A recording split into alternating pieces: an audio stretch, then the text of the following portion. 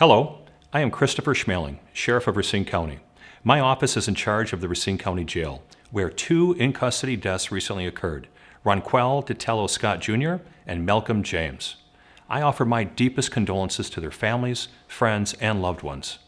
It was at my request, in the interest of transparency, that an outside law enforcement agency lead this investigation. Additionally, the Racine County Sheriff's Office is cooperating fully with the State Inspector of Wisconsin Office of Detention Facilities, as well as performing our own internal review of the incident. I have requested the public's patience and commitment to peace while these investigations come to their logical conclusions and determining the truth as to what caused the unfortunate deaths of these men. Today, I renew that request for patience and peace.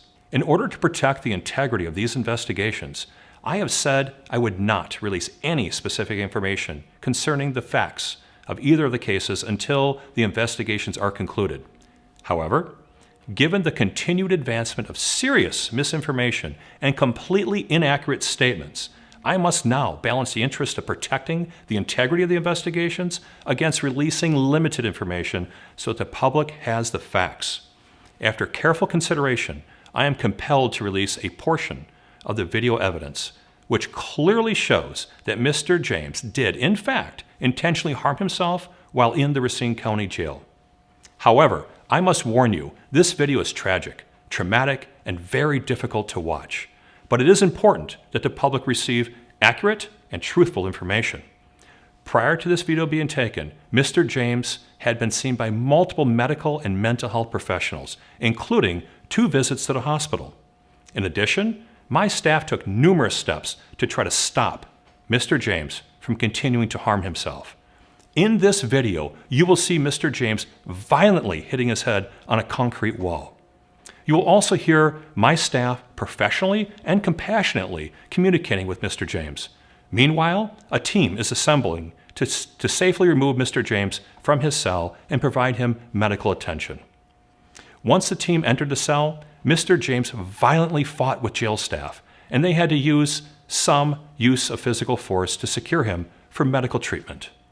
While it is true a taser was used, the statements made about tasers causing death are completely false. Medical experts have consistently supported this fact. Malcolm. Malcolm. Malcolm. Malcolm. Malcolm. Malcolm. Okay. Sergeant Brands. Malcolm. Malcolm. Malcolm. Okay. Sergeant Brands. Malcolm, I need you to have a seat. Malcolm.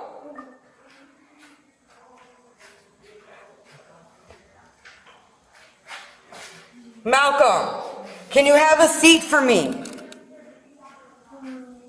Malcolm, can you please have a seat? Please?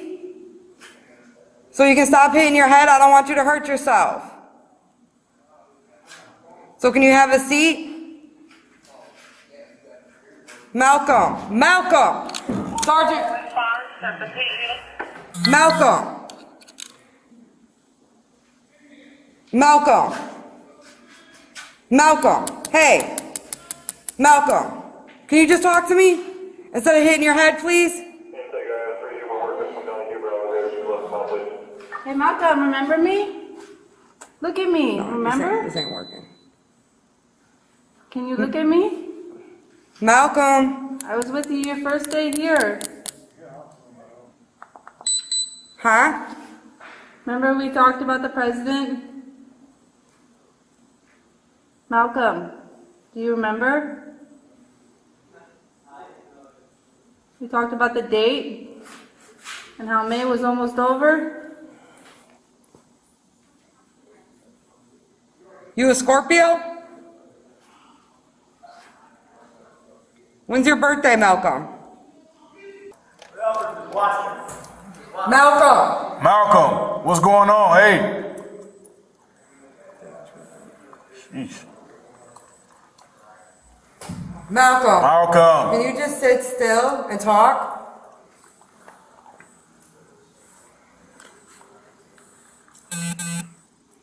Malcolm, can you talk to us? Malcolm. Malcolm. Malcolm, can you stop that? Malcolm.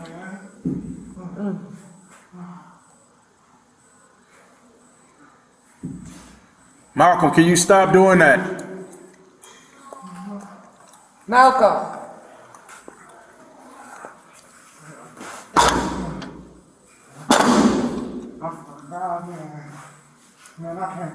Malcolm.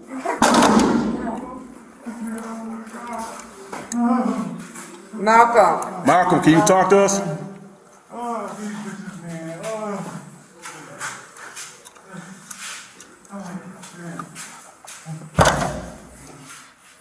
Malcolm.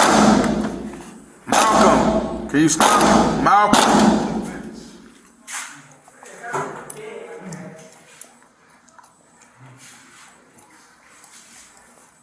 Malcolm. Malcolm, can you stop that?